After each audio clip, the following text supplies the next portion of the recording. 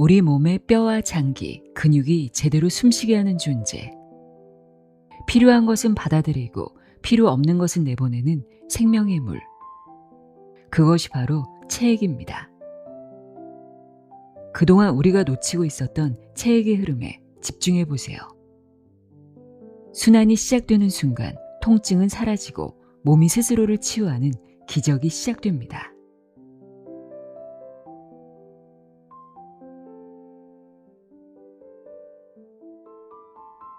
안녕하세요. 나의 소리집 갈피 소리내어 있다입니다. 혹시 어깨가 결릴 때 어깨만 주무르고 허리가 아플 때 허리에만 파스를 붙이고 계시진 않나요? 오늘 소개해드릴 책 3가지 체액이 내 몸을 살린다에서 저자는 우리가 아픈 부위만 신경 쓰는 것을 두고 나무만 보고 숲을 보지 못하는 것과 같다고 말합니다. 우리 몸은 모든 곳이 긴밀하게 연결된 하나인데 정작 우리는 몸을 전체로 바라보지 못하고 있다는 거죠. 그렇다면 우리 몸이라는 이 거대한 숲을 건강하게 관리하는 핵심은 무엇일까요? 저자 가타에라 에치코는 그 답이 우리 몸의 70%를 차지하는 체액에 있다고 강조합니다. 보통 체액이라고 하면 혈액만 떠올리기 쉽지만 우리 몸엔 혈액 외에도 림프액과 뇌척수액이라는 아주 중요한 체액이 흐르고 있습니다. 이 3가지 체액이 흐르는 길만 잘 뚫어주면 온몸의 통증이 사라지는 기적을 경험할 수 있다고 합니다. 그 방법으로 이 책에서는 하루 딱 3분이면 충분한 꼼지락 체조법을 소개하는데요. 말 그대로 꼼지락꼼지락 움직이기만 하면 되는 아주 쉽고 간단한 동작입니다. 이 작은 움직임이 림프액과 뇌척수액이 잘 흘러갈 수 있도록 몸의 환경을 만들어주기 때문에 그 효과는 정말 대단하다고 합니다. 몸속 수로가 막혀 생기는 만성 피로와 통증에서 이제는 벗어나고 싶으신가요?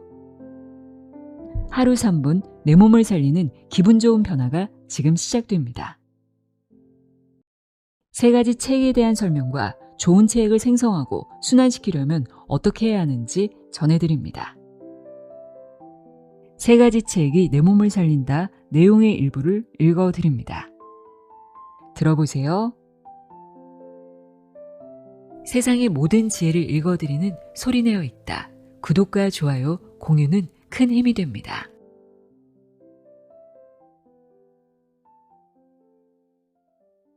시작하며 이 책은 우리 몸속을 흐르는 물, 즉 체액의 흐름을 좋게 해서 더욱 젊고 건강하게 살 수 있는 비결을 알려준다. 독자들은 몸속을 흐르는 물이라면 혈액을 떠올릴 것이다. 하지만 이외에도 아주 중요한 림프액과 뇌척수액이 있다. 이 3가지 체액이 잘 순환하면 인체의 면역력이 높아져 질병에 걸리지 않고 만성적인 피로감에서 벗어날 수 있다. 3가지 체액이 우리 신체의 60에서 70%를 차지하고 있기 때문이다. 인체에서 가장 중요한 부분은 어디일까? 골격일까? 내부 장기일까? 근육일까? 모두 아니다. 뼈와 장기와 근육이 제대로 기능하기 위해서는 필요한 것은 받아들이고 필요 없는 것은 내보내는 역할을 해주는 존재가 반드시 필요하다. 그것이 바로 체액이다. 이 책은 다음과 같은 내용을 설명하고 있다. 체액이란 무엇인가? 체액이 왜 그렇게 중요한가? 어떻게 하면 좋은 체액을 생성하고 제대로 순환시킬 수 있나? 3가지 체액의 중요성을 알고 그것을 순환시키는 비밀을 알게 되면 지금보다 더 젊고 건강해질 것이란 사실엔 이론의 여지가 없다. 지금부터 신비로운 체액의 세계로 들어가 보자. 인체의 70%는 물. 그런데 어떤 물? 인체는 대부분 물로 이루어져 있다. 태아는 체중의 약 90%, 신생아는 약 75%, 어린이는 약 70%, 성인은 약 60에서 65%, 노인은 50에서 55%가 수분이다. 어린이와 노인의 체내 수분량 차이가 놀랍지 않은가? 아무튼 인체는 뼈, 근육, 내장, 뇌 등이 둥둥 떠있는 물풍선이라 할 수 있다. 우리의 몸은 종종 집과 비유된다. 뼈가 받쳐주고 근육과 힘줄이 둘러싸고 그 속에 소중한 장기가 있다. 언뜻 들으면 그럴듯하다. 그리고 많은 사람들이 인체를 이렇게 견고한 이미지로 인식하고 있는 것이 사실이다. 하지만 인체의 70%가 물이란 사실을 잊어서는 안 된다. 사실 우리의 몸은 물풍선 속에 물고기가 헤엄치고 있는 모습에 가깝다. 인체의 수분은 계속해서 교체된다. 남성이 하루 동안에 배출하는 소변량은 평균 1500ml, 여성은 1200ml이다. 그 외에 땀과 대변 등을 더하면 하루 2000ml이다. 이론적으로는 2리터의 물을 마시면 몸의 수분이 유지된다. 특히 자는 동안에는 땀을 흘리게 되므로 자기 전에 수분 보충은 필수적이다. 2리터들이 페트병으로 무려 15통에서 24통의 물이 우리 몸 안에 있는 것이다. 그런데 인체의 70%가 물이라는 사실은 초등학생도 알지만 그 물이 어떤 형태로 존재하는가라는 질문엔 대답이 막힌다. 기껏해야 혈액, 타액, 눈물, 콧물이다. 우리가 잘 모르고 있지만 너무나 중요한 체액 2가지가 더 있다. 바로 림프액과 뇌척수액이다. 곧이어 자세한 설명을 하겠지만 우리 생명 유지에 필수적인 물이라 이해하면 된다. 어깨결림과 피곤의 진짜 원인. 우리의 몸을 건강한 물풍선으로 유지하기 위해서는 2가지 조건이 필요하다. 1. 충분한 체액이 확보되어 있을 것. 2. 충분한 체액이 원활하게 흐르고 있을 것. 1. 충분한 체액 확보는 어렵지 않다.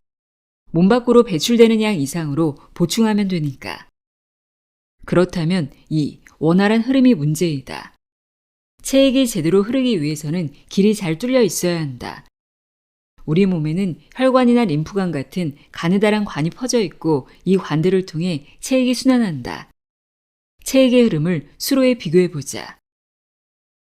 1. 수로가 깨끗하게 청소되어 물이 원활하게 흐르는 상태, 건강. 이 상태의 몸은 피로를 느끼지 않고 활기차게 활동할 수 있다. 또한 자고 나면 피로가 풀려서 잠에서 깬 후에도 곧바로 움직일 수 있다. 2. 수로가 막혀 흐름이 나빠진 상태, 피로. 이 상태에서는 몸이 쉽게 피로할 뿐만 아니라 피로도 잘 풀리지 않는다. 3. 수로의 물이 오염물질로 질척질척한 상태, 응고. 몸은 늘 뻐근하고 무릎 뒤나 겨드랑이 쪽에 응어리가 만져지는 상태이다. 4. 질척해진 물이 통로에 들러붙어 흐름을 막는 상태, 통증. 이 상태의 몸은 야간통, 요통, 오십견 등 상시적인 통증과 결림에 시달린다. 인체의 배설 기능도 체액 덕분.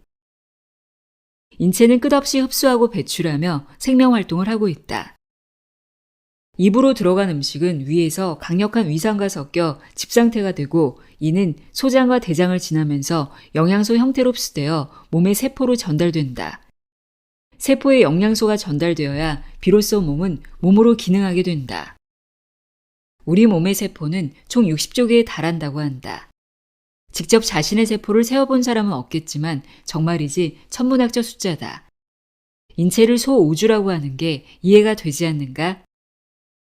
세포는 영양소를 받아들이기만 하는 것이 아니다. 사용하고 남은 노폐물을 밖으로 내보낸다. 세포의 안쪽과 바깥쪽에서 물물 교환을 하는 것이다.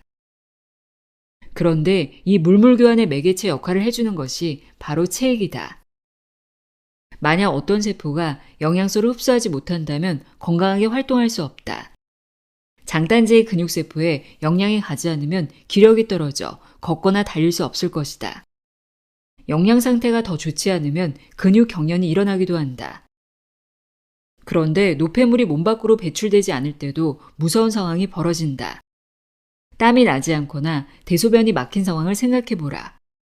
독소를 배출하지 못하면 생명까지 위태로워진다. 우리는 체액 덕분에 노폐물을 몸 밖으로 내보내고 음식을 영양소로 흡수한다. 우리의 몸은 한순간도 쉬지 않고 대단한 일을 하고 있다. 인체가 어쩌면 이렇게 훌륭하게 만들어졌는지 조물주에게 감사할 따름이다. 인체 구석구석을 순환하는 체액 삼총사. 체액이란 몸속에 있는 액체의 총칭이다. 콧물이나 침 등도 체액이지만 이 책에서는 혈액, 림프액, 그리고 조금 낯설지만 뇌와 척수를 지키는 중요한 체액인 뇌척수액을 중심으로 그 생성 과정과 순환에 대해 설명하고자 한다. 이 책을 통해 관리할 수 있는 체액이 위의 세 가지이기 때문이다. 체액이 충분하고 그 기능을 제대로 하고 있다면 몸은 건강을 유지할 수 있다. 몸의 60% 이상을 점하는 액체가 온몸을 돌아다니며 영양소와 산소를 몸 구석구석까지 전달하고 노폐물과 이산화탄소를 몸 밖으로 배출하기 위해 바쁘게 움직이고 있다. 이렇게 몸 구석구석을 돌아다니는 기능을 담당하는 조직을 총칭해서 순환계라고 한다. 체액은 소화관에서 영양을 흡수해 소화기계와 배설계로 전달하고 노폐물을 교환받는다. 그런데 이런 과정이 정상적으로 진행되기 위해서는 체액이 규칙적으로 온몸을 순환해야 한다. 이를 순환계라고 하는데 체액이 흐를 수 있는 관과 압력을 가해주는 펌프 같은 기관들로 이루어진다. 순환계에는 다음의 세 가지가 존재한다. 첫째는 혈관계다. 혈액이 지나가는 길인 혈관과 혈액을 순환시키는 심장 등이 여기에 포함된다. 혈액은 심장이 가하는 압력으로 동맥을 타고 온몸으로 퍼져나간다. 혈액은 모세혈관에 도달해 세포의 영양분과 산소 등을 전해주고 정맥을 거쳐 심장으로 복귀한다. 두 번째 순환계로는 림프계가 있다. 혈관계와 달리 림프계는 림프관과 림프샘으로 이루어져 있고 조금 독립적으로 존재한다. 림프관을 통해 흐르는 체액을 림프액이라고 부른다. 벌레 물린 곳이 가려워 긁다 보면 처음에는 피가 나오다가 점차 무색 투명한 액체가 나온다. 그것이 바로 림프액이다. 그러면 림프액은 어떻게 만들어질까? 심장에서 보낸 혈액이 모세혈관에 도달하면 모세혈관의 얇은 벽에서 혈액의 액상 성분인 혈장이 여과되어 모세혈관 밖으로 퍼져나가게 된다. 이렇게 밀려나온 혈장 성분이 조직액이다. 우리 몸속의 모든 세포는 이 조직액에 담겨 있다고 이해하면 된다. 조직액은 세포에 산소와 영양소를 전달하는 한편 세포의 대사 작용으로 만들어진 이산화탄소와 노폐물을 받아들인다. 자신의 일을 마친 조직액은 90% 정도가 원래 왔던 모세혈관으로 돌아간다. 그런데 남은 10%, 약 2리터 정도의 조직액은 림프 모세관에 흡수된다. 림프 모세관의 막은 투과성이 매우 커서 박테리아 등의 병원체도 쉽게 통과할 수 있다. 림프 모세관이 유해물질 전용 통로인 이유가 그것이다. 림프 모세관을 통해 림프계로 들어간 조직액을 림프액이라고 한다. 림프액은 림프 모세관에서 좀 더 두꺼운 림프관으로 흘러들어간다. 이 흐름 중간중간에 있는 림프샘에서 유해물질이 파괴되거나 중화되는 과정을 거친다. 그런데 만약 림프액이 순환하지 못한다면 어떻게 될까? 치우지 못한 노폐물이 쌓여서 막혀버린 배수구를 연상하면 된다. 싱크대의 배수구가 일주일, 2주일이나 막혀있다고 생각해보자. 고인물은 점점 지저분해진다. 이 상태를 악액질이라고 한다. 노폐물이 림프액 속에 축적되면 노폐물의 독소는 말할 것도 없고 영양소가 세포로 전달되지 못해 개개의 세포는 영양실조 상태가 된다. 악액질은 암 환자의 사망 원인 중 50% 이상을 차지하는데 세포가 영양실조 상태가 되어 몸이 극도로 쇠약해지는 것이다. 반대로 세포에 충분한 영양이 공급되고 노폐물이 제거되면 그 세포는 건강하게 유지된다. 림프액의 역할은 주로 노폐물을 옮기는 것이다. 노폐물 회수와 운반이라는 작용은 정맥을 지나는 혈액과 마찬가지지만 쓰레기의 크기가 다르다는 것이 큰 차이점이다. 림프관은 혈관으로 다 회수되지 못한 커다란 쓰레기를 운반한다. 또한 세균이나 바이러스 등을 림프관 중간에 있는 림프샘에서 여과해 유해 물질로부터 인체를 보호한다. 림프샘은 몸 전체에 800곳 이상이 있는데 그 중에서도 특히 빗장뼈 위쪽 목 부분, 겨드랑이, 서해부, 무릎 뒤쪽에는 큰 림프샘이 있다. 건강한 상태라면 림프액으로 운반된 유해 물질들은 림프샘에서 간단하게 제거된다. 문제는 림프액에는 심장처럼 펌프 역할을 해주는 장치가 없다는 점이다. 펌프가 없기 때문에 림프액은 천천히 일정한 방향으로 흐르고 있다. 인위적으로 림프액을 조절할 수는 없다.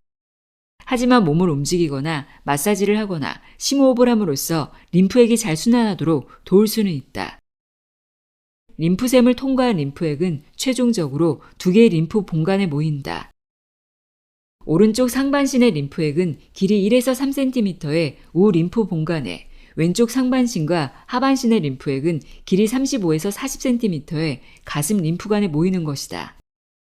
마사지나 심호흡 등을 하면 심장의 펌프 역할처럼 림프액을 림프 본관으로 원활하게 흘려보낼 수 있다. 심호흡은 림프액을 가장 효율적으로 정화하는 방법이기도 하다. 세 번째 순환계는 뇌척수액계이다. 뇌척수액은 머리뼈와 척추 안에 있는 체액으로 뇌와 척추를 지키는 역할을 하고 있다.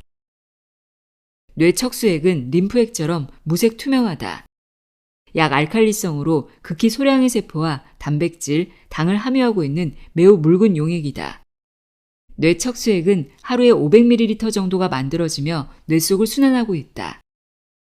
뇌척수액은 자극으로부터 뇌와 척수를 보호하고 뇌 속을 순환하며 영양을 공급하는 일등을 하고 있다. 혈액계와 림프계에 이어 제3순환계라 불리는 이유이다. 뇌를 포장용기에 들어있는 두부로 비유하면 뇌척수액의 역할을 이해하기 쉬울 것이다. 포장된 두부를 벽에 던지면 속에 물이 있어서 두부가 바로 으깨지지 않는다.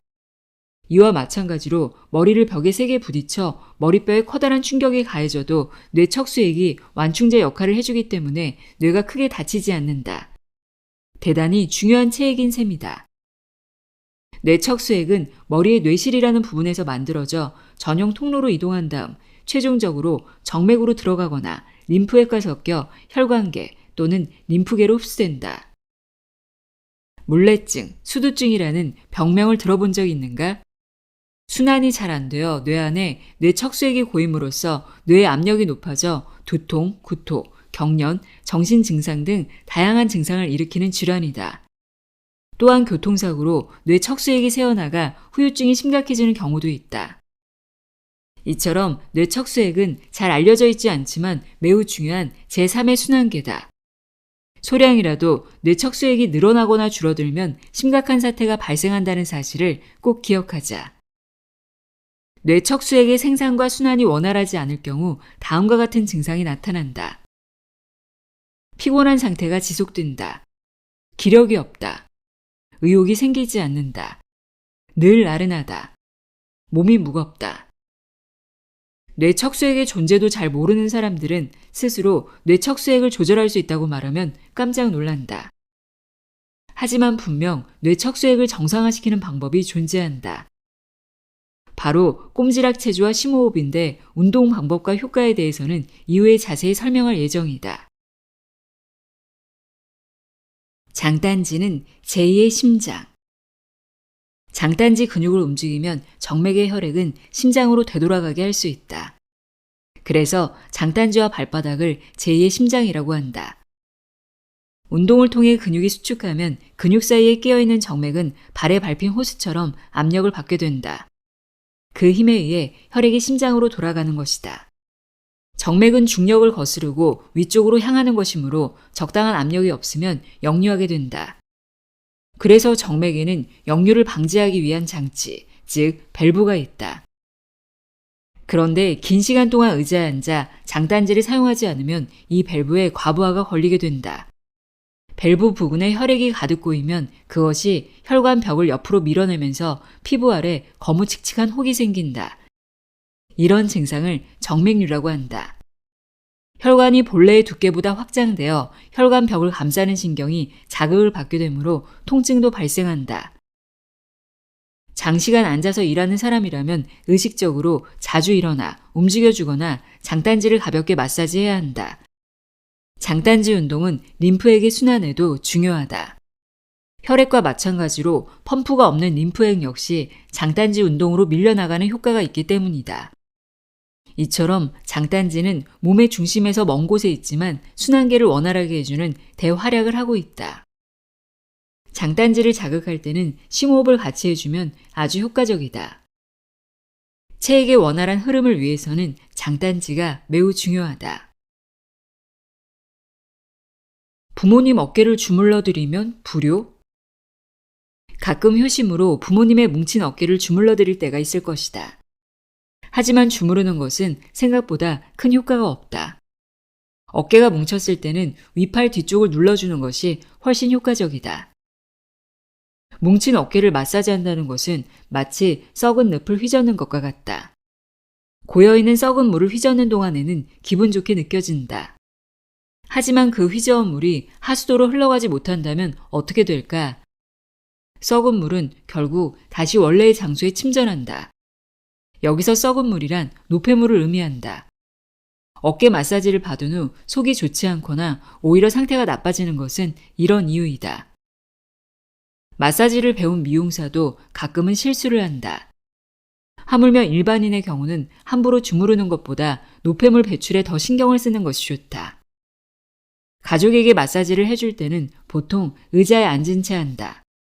하지만 의자에 앉으면 아무래도 몸 어딘가가 긴장하거나 방어 자세를 취하게 되고 무의식적으로 아프면 도망가려는 준비도 하게 된다. 그래서 마사지를 해줄 때는 이불을 펴고 눕게 한 상태에서 하는 편이 효과적이다. 마사지를 받는 사람이 편하게 힘을 뺄 수 있기 때문이다. 그런데 누워있는 사람은 힘을 뺄 수 있지만 마사지 하는 쪽은 불편한 자세가 된다. 그래서 손으로 하기보다 발로 밟아주는 것이 좋다. 이 방법은 특히 어깨 결림에 효과가 뛰어나다. 어깨를 전혀 건드리지 않고 선체로 밟기만 하면 되기 때문에 텔레비전을 보거나 대화를 하면서 편하게 할 수 있다. 마사지 부위는 겨드랑이부터 팔꿈치 라인이다. 이 부분을 마사지하면 고여있던 혈액과 림프액을 순환시킬 수 있다. 방법도 아주 간단하다. 엎드리게 한 후 겨드랑이부터 팔꿈치 라인을 발바닥으로 밟아 마사지한다. 진단 포인트는 위팔 삼두근. 이 근육은 위팔 뒤쪽에 있다. 이곳은 애초에 통증이 없는 부위여서 정말로 여길 마사지하는 게 효과가 있을까? 라는 의심이 들 것이다. 하지만 2, 3분 밟다 보면 위팔 중앙에서 딱딱한 연필 같은 응어리가 가로로 길게 이어져 있음을 알 수 있다. 이 힘줄이 위팔 삼두근 힘줄이다. 위팔 삼두근은 흔히 말하는 알통과 대비되는 근육이다. 근육이라고 하면 먼저 알통을 떠올리는 사람들이 많다. 체조 선수의 팔을 보면 엄청나게 큰 알통이 드러난다. 그 알통 근육이 바로 위팔 이두근이다. 그리고 위팔 이두근을 뒤에서 조절하는 근육이 위팔 삼두근이다. 만약 위팔 이두근만 있다면 그곳에 갑자기 힘을 주었을 때 주먹이 뜻하지 않은 방향으로 나가게 된다. 그렇게 되지 않도록 알통의 수축 정도를 능숙하게 조절하는 것이 삼두근이다. 팔을 사용하는 모든 동작을 하는 동안 위팔 삼두근은 긴장하고 있다. 하지만 늘 뒤에서 조절하는 역할이기 때문에 눈에 띄지 않고 사람들이 의식하지도 못한다. 때문에 방치되는 것이다. 오랫동안 방치해둔 근육이 뭉치지 않을 리가 없다. 이 힘줄의 위치를 잘 모르겠다면 알통 뒤에 안쪽에 감춰져 있다고 생각하면 된다. 이곳에 지방과 셀룰라이트가 쌓이면 피의 흐름이나 림프액의 순환이 나빠진다. 가족과 함께 산다면 서로가 발바닥으로 마사지해주는 시간을 정기적으로 갖도록 하자. 마사지하는 시간은 한쪽 팔에 10분씩을 기준으로 한다. 처음에는 깜짝 놀랄 정도로 아프다가 통증이 희미하게 느껴질 즈음이 끝낼 시점이다. 통증과 뭉침이 순식간에 풀리는 체조. 통증이 사라지지 않는 이유. 필자는 5만 명 이상의 환자를 만나면서 통증의 원인은 통증이 있는 부위에 없는 경우가 더 많다는 사실을 깨달았다. 특히 어디서 치료를 받아도 낫지 않았던 경우에는 더욱 그랬다. 컴퓨터 작업을 오래 해 어깨가 결리면 그 부분만 마사지하는데 그것은 나무를 보되 숲을 보지 못하는 것이다. 그럴 때는 물풍선 속의 호스, 즉 체액의 흐름을 먼저 개선하는 것이 훨씬 효과적이다. 대부분의 사람들에게 이러한 메커니즘을 설명해줘도 좀처럼 이해하지 못한다. 왜냐하면 몸은 모든 부분이 긴밀하게 연결된 하나라는 의식이 없기 때문이다. 그렇기 때문에 무릎이 아프면 무릎에 스포제를 붙이고 어깨가 결리면 어깨만 주무르고 허리가 아프면 허리만 지압한다. 가위를 예로 들어보겠다.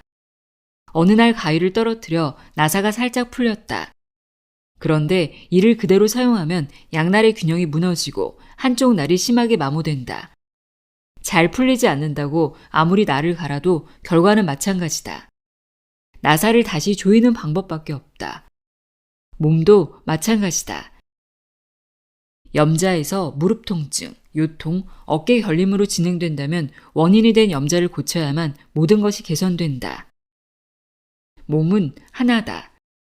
염자로 균형이 깨지면 물풍선이 비틀어진다. 비틀어지면 체액순환이 나빠진다. 그래서 균형이 무너질 만한 생활과 운동을 했다면 물풍선의 비틀림을 스스로 고칠 수 있는 셀프 케어가 필요한 것이다. 몸이 저절로 낫게 하라. 몸에 통증이 나타났을 때는 자신도 모르는 사이 무리를 했었다고 판단하고 몸이 낫기 쉬운 환경, 자연 치유력이 높아지는 환경을 만들어야 한다. 물론 자연 치유력이 높아지는 환경이란 체액순환이 좋은 상태이다. 지금까지 우리는 아픈 부위만 의식한 채 체액의 흐름이라는 관점을 간과해왔다. 이제부터 림프액, 뇌척수액, 혈액의 흐름을 좋게 만드는 포인트, 말하자면 맨홀에 해당하는 부분을 공부해보자. 어깨가 가벼워지고 얼굴이 작아지는 스트레칭. 팔을 충분히 움직여서 겨드랑이와 쇄골 림프액의 흐름을 원활하게 해준다. 이 스트레칭을 매일 밤 해주면 목과 어깨가 개운해지고 얼굴이 작아지는 효과가 있다. 어깨와 팔꿈치를 수평으로 하고 팔꿈치 아랫부분만을 몸통과 평행하게 위아래로 천천히 움직인다. 뇌척수액을 조정하는 꼼지락 체조. 골반을 살짝 가볍게 고정시키고 다리를 와이퍼처럼 느릿느릿 움직여서 엉치뼈를 자극하는 체조다. 여기서 중요한 것은 다음의 두 가지 포인트다. 이 두 가지를 지키지 않으면 효과가 반감되거나 전혀 없을 수 있으므로 힘을 빼고 편안하게 한다. 1. 순서를 지킬 것. 2. 두부가 으깨지지 않을 정도의 부드러운 힘으로 할 것. 꼼지락 체조의 순서는 다음과 같다. 1. 엉치뼈를 움직여서 뇌척수액을 순환시킨다. 다리 밀어내기. 위를 보고 똑바로 눕는다. 온몸에 힘을 뺀 후 엉덩뼈를 손바닥으로 감싸고 아주 조금 1cm 정도 두덩뼈, 치골 쪽으로 민다. 힘은 약하게 할수록 효과적이다. 갓난아기의 볼을 만지는 정도의 압력이라고 생각하면 된다. 몸에 힘을 뺀 상태에서 좌우 교대로 발 뒤꿈치를 2cm 정도 밀어낸다. 발 뒤꿈치를 직각으로 만들 필요 없이 편안한 상태에서 한다. 5에서 10회, 기분 좋게 느껴질 정도로 반복한다. 이 동작은 뇌척수액의 흐름을 힘차게 한다. 흐름이 강해지면 머리뼈와 제1목뼈 사이에 부하가 가해지므로 그 부하를 없애주기 위한 다음 동작을 한다. 2. 목에 막힌 부분을 풀어 뇌척수액의 순환을 촉진시킨다. 턱 내밀기. 어금니 아랫부분, 하악각이라고 하는 튀어나온 부분에 엄지손가락 안쪽을 대고 가볍게 턱을 밀어준다. 이 동작을 하면 머리뼈와 제1목뼈에 걸린 부하가 해소된다. 부하가 사라졌을 때 다시 한번 1회 다리 밀어내기를 해서 뇌척수액의 순환을 유도한다. 흐름이 좋아졌다면 다음은 뇌척수액의 생산량을 늘려준다. 3. 엉치뼈를 움직여서 뇌척수액의 생산을 촉진한다. 와이퍼 운동. 1과 마찬가지로 엉덩뼈를 가볍게 감싼다. 이 동작을 할 때도 힘을 강하게 주지 않도록 주의해야 한다. 갓난아기의 볼을 감싸는 느낌을 떠올리자. 양쪽 다리를 동시에 좌우로 천천히 움직인다. 엉치뼈가 움직이지 않으면 이 와이퍼 운동은 하기 어렵다. 하지만 무리해서 크게 움직이면 효과가 없다. 아주 조금만 움직여도 효과는 충분하다. 4. 생산된 뇌척수액을 순환시킨다. 마지막으로 다시 한번 1의 다리 밀어내기를 5에서 10회 반복해서 순환을 좋게 한다. 그 상태로 잠들면 뇌척수액의 순환이 좋은 상태여서 피로 해소 효과도 훨씬 높아진다. 남들 모르게 할 수 있는 초간단 장단지 체조. 장단지는 심장으로 혈액을 되돌리는 펌프 작용을 한다. 의자에 앉아 2시간의 회의를 끝내고 나면 다리가 무겁게 느껴지거나 붓는 사람이 많을 것이다. 이는 움직임 없이 똑같은 자세로 앉아 있어서 장단지의 펌프가 전혀 작동되지 않았기 때문이다. 그렇다고 해서 근무 중에 갑자기 일어나 돌아다닐 수도 없고 장단지를 주무르고 있기도 어렵다. 그런 경우에 추천하는 방법이 발가락을 움직이는 것이다. 장단지의 근육 중 장단지근은 발 뒤꿈치에 붙어 있지만 그 이외의 근육은 복사뼈 옆 뒤쪽을 거쳐 발가락까지 이어져 있기 때문이다. 천천히 크게 움직이는 것이 요령이다. 숨을 들이마시며 4초 동안 발목을 바깥쪽으로 돌려 팔자를 만든다. 숨을 내쉬며 4초 동안 발목을 안쪽으로 돌려 안짱다리를 만든다. 이 동작을 3회 반복한다. 단순한 이 동작만으로도 체액순환이 좋아져 몸의 활기가 느껴진다.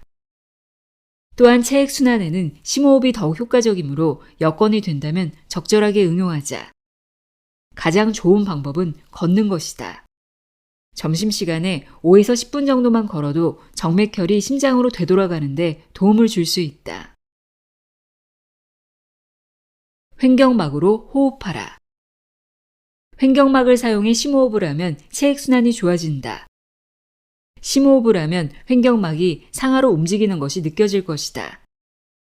이 횡격막이 머리 쪽으로 올라갈 때 숨을 깊게 뱉어내면 뇌척수액의 순환이 촉진된다. 반대로 횡격막이 다리 쪽으로 내려갈 때 숨을 깊게 들이마시면 뇌척수액이 생산된다. 이 심호흡은 갓난아기가 태아일 때부터 하던 운동이기도 한데 심호흡을 제대로 활용하면 체액순환을 원활하게 할 수 있는 것이다. 뇌척수액을 조절하는 심호흡 방법. 손과 발의 회전 운동 방향은 뇌척수액의 생산과 순환에 영향을 미친다. 뇌척수액이 생산될 때는 손발을 바깥쪽으로 돌린다. 뇌척수액이 순환할 때는 손발을 안쪽으로 돌린다. 이 동작과 횡격막의 움직임을 조합해 천천히 심호흡을 하면 의식적으로 뇌척수액의 순환과 생산을 촉진할 수 있다. 숨을 깊게 들이마시면서 손발을 바깥쪽으로 돌린다. 뇌척수액이 생산된다. 숨을 깊게 뱉어내면서 손발을 안쪽으로 돌린다. 뇌척수액이 순환된다. 호흡의 깊이는 사람마다 다르겠지만 들숨을 쉬는 시간에 2배를 들여 날숨을 쉬도록 한다. 1. 4초 동안 숨을 들이마신다. 2. 1초 동안 멈춘다. 3. 8초 동안 숨을 내뱉는다. 1에서 3을 3에서 5회 반복한다. 물이 가득 들어있는 양동이를 흔들면 앞에 물이 반대쪽으로 가서 양동이에 부딪힌 후 되돌아오기까지 아주 조금의 시간차가 있다. 이와 비슷하게 뇌척수액이 생산되어 흐르기까지엔 시간차가 있는데 그것이 들숨과 날숨 사이에 잠시 멈춰 기다려주는 시간이다. 즉, 몸에 무리가 가지 않도록 하기 위함이다. 이 부분이 어렵게 느껴진다면 들이마신 후 바로 내뱉어도 된다. 하지만 익숙해지면 일단 멈추는 편이 기분 좋다는 것을 스스로 느끼게 된다. 심호흡만으로도 체액순환은 크게 좋아진다.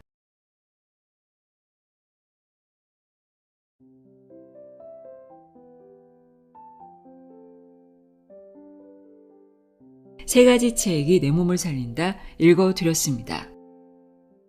혈액, 림프액, 뇌척수액. 이 세 가지 체액이 건강의 열쇠라는 것을 알 수 있었는데요. 체액이 잘 순환할 수 있도록 오늘 알려드린 방법들 중 한 가지라도 꼭 실천해 보시길 바랍니다. 오늘도 함께 해주셔서 고맙습니다.